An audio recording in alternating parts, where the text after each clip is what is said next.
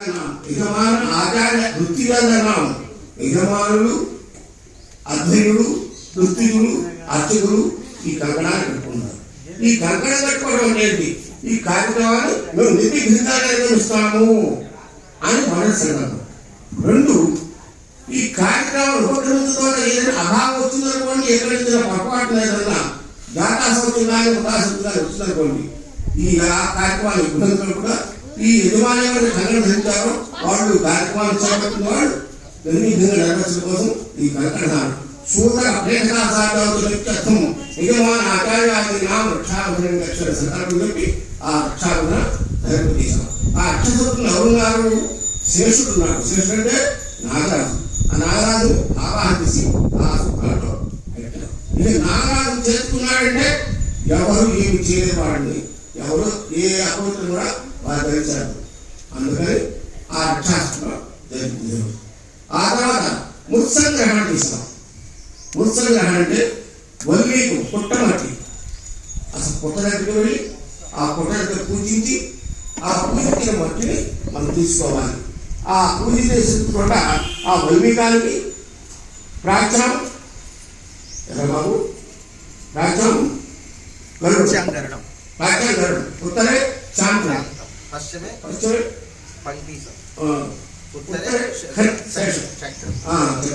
వీళ్ళని ఆవాహన చేసి వాళ్ళకు కూడా అర్ధపాఠాలు ఇచ్చి వాళ్ళ అనుగ్రహం తీసుకొని, ఓ నాగరాజా నీ పుట్టబట్టిన స్వామివారి అనుగ్రహ కార్యక్రమాన్ని తీసుకెళ్తున్నాం, మా తోడు నువ్వు రావద్దు, మేము పుట్ట తూగుతున్నాం స్వామి అని ఆయన అనుగ్రహం వాళ్ళ చదివించి మనం కూడా అనుగ్రహం కోరి ఆ పుట్టబట్టి తీసుకున్నాం.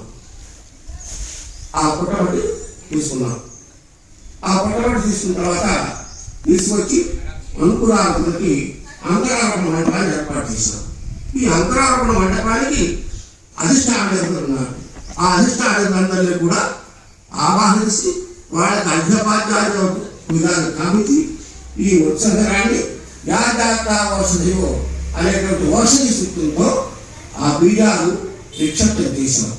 ఆ అంకురాలు ఆ మట్టిలో పోషకుడు బాలికాకుంభసరావా పూర్వానికి అద్వాసంస్థి ఆ బాలికాకుంభసర అని చెప్తున్నట్టుగా ఆ బాలికల్లోకి ఆ ముంకుడులోకి ముంతలోకి కురించి వాళ్ళ ముదమా పుణ్యమా పట్టిపోసి దాని మీద ఏకమక్క అకుమత్రివాక్షాధ్య ఆమరాకుడాలు జిల్లాకుడాలు వేసి వారి మీద ఏకేశరాకి వాడమంటే దర్శనకుడాయా ఏకేశమైన మంత్రంతో పూరించి ఆకులు వేసి ఓం ఓం ఓం ఓం ఓం ఓం ఓం పుష్పలు రాత్రి చూశారుగా ఓం అనే శబ్దాన్ని ఏ విధంగా ఉచ్చరించాలో, ఏ విధంగా చేయాలో, ఎంతసేపు పడుతుందో ఆ ఓంకార శబ్దాన్ని రాత్రి మా అత్తిరి స్వామి చూపించారు.